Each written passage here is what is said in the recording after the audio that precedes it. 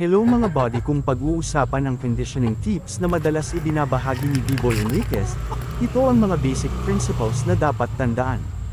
Isa, huwag minamadali ang conditioning. Ang tamang kondisyon ay ginagawa ng 21 days o depende sa programa. Hindi shortcut, consistency ang susi. Dalawa, tamang feeding program. Quality grains, corn, pellets, conditioning mix. May sapat na protein at energy. Controlled ang dami, hindi sobra, hindi kulang. Tatlo, malinis na tubig araw-araw.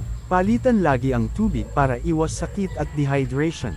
Apat, regular exercise. Controlled fly, short sparring, huwag sobra.